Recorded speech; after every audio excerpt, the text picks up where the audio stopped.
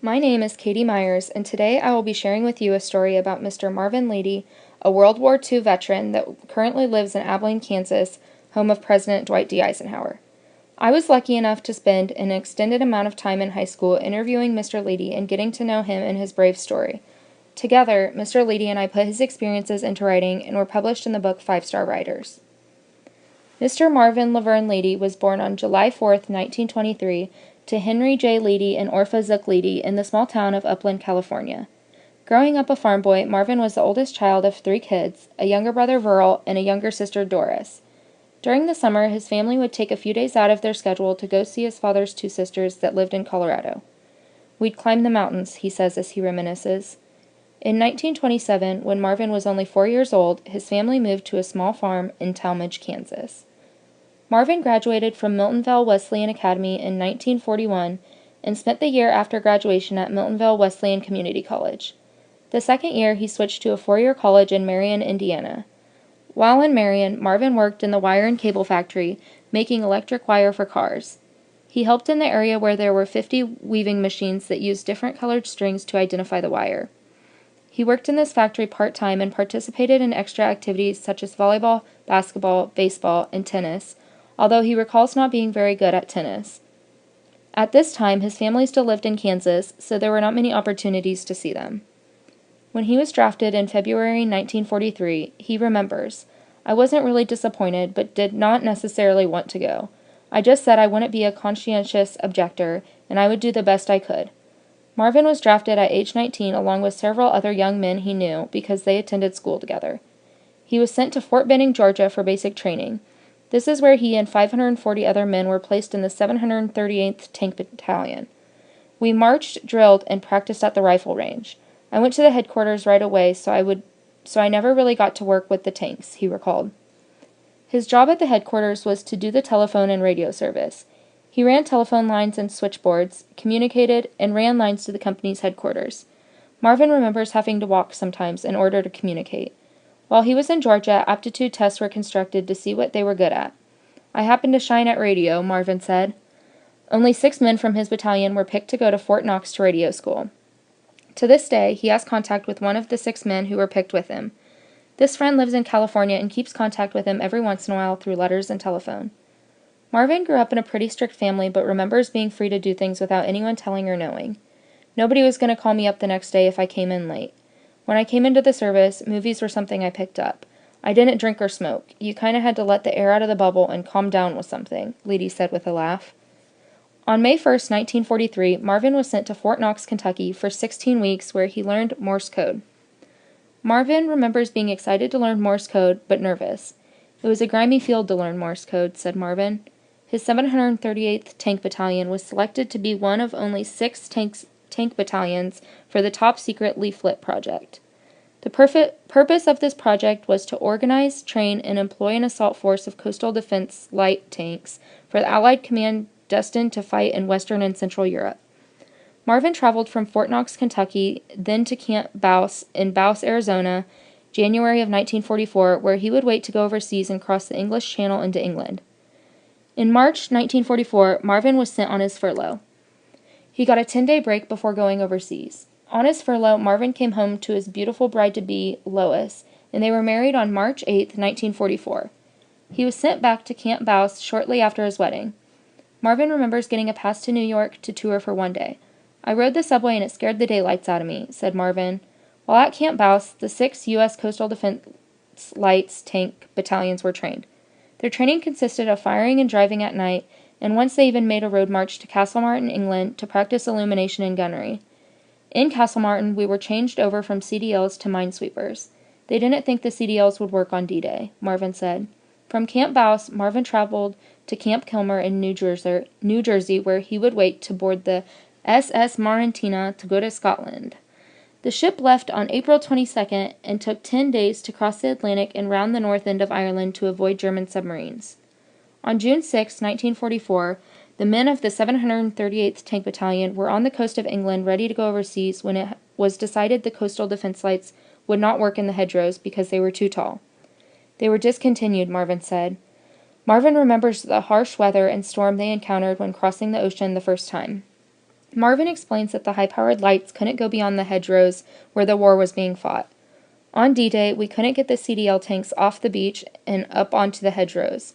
The lights would go 300 yards, so we didn't really use them until we got to the Rhine River. They were intended for open territory. Even though Marvin's battalion knew Morse code, he remembers the radio and telephone were used more often. Marvin excelled when it came to radio, and when he came back home, he was offered a job in the Western Union telecommunications field. However, he turned it down for his childhood dream of farming. For many years, even after Marvin came home, he was still sworn to secrecy about the lights on the tanks. The lights were a British idea, and they didn't want Germany to know they had those lights. The lights were the Morse code, Marvin recalled. At this time, Marvin was not in the tanks with them, but he was a radio operator. When asked what the consequence of telling the secret was, Leedy responded with, "I have no idea. I just knew not to tell." To this day, Marvin no longer remembers how to use Morse code. Away from home, Marvin did not experience homesickness as much as some of the other guys did. It was a new experience for me to be free from what I was taught at home. It was really rough at times to get used to it. Most of my friends at home were going to school still. My friends that were over age 19 or 20 and 1A or a capacity to be accepted were pretty well picked over. Some of them had different ailments that would disqualify them to go into this service or that service. I actually kind of wanted to be drafted. It was a new experience. I wasn't really scared of the aftermath, said Leedy. During wartime, Leedy remembers having guard duty on the cold, bitter 20 below zero nights. He and his fellow troops would stake out in isolated homes that were abandoned by German families. They would use the furniture to heat the fire pots and keep them warm. Sometimes the houses were just as full as if somebody was still living in them. The German people were running from the Germans, too. They were just as scared as we Americans were. They were just trying to run ahead of them. They barely had any food or anything to do, so they were just trying to hold on to things that barely existed, Marvin said. The whole time he was guarding his post, he was scared to death of the Germans sneaking behind him and hooking his neck. They put on the uniforms of dead American soldiers and tried to fool us, he said of the Germans. This was going on towards the Battle of the Bulge area. Some of them could speak pretty good English, too. They could almost have you thinking they were a friend, but they weren't very friendly.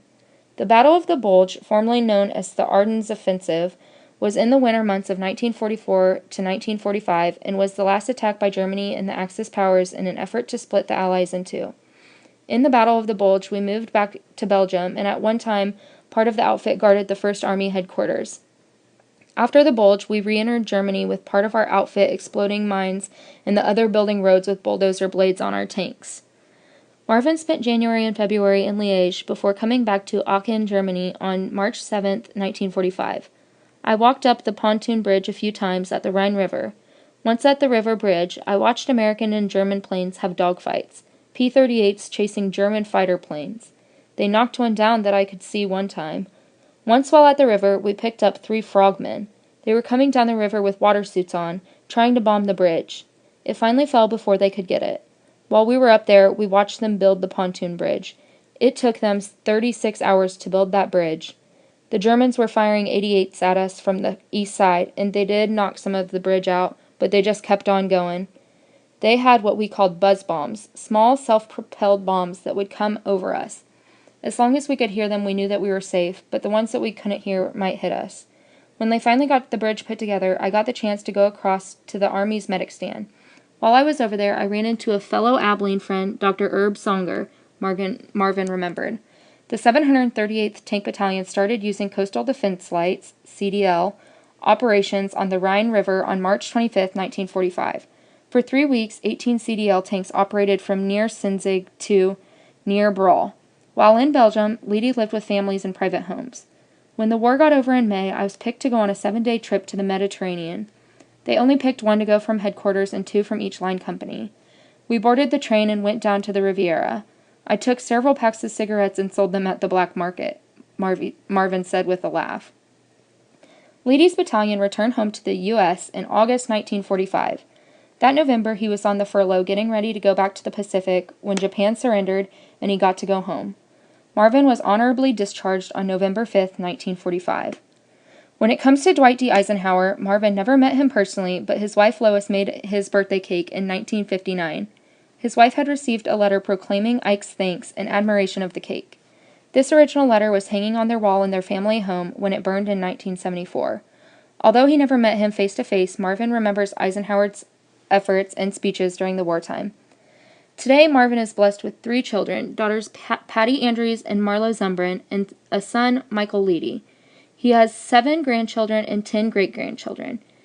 He and his beautiful wife have been married for 72 years, with an anniversary in March. After he left the service, Marvin farmed for 25 years before moving to Abilene. Then he worked at RHV Hardware and as a custodian for McKinley Elementary School for 12 years before retiring.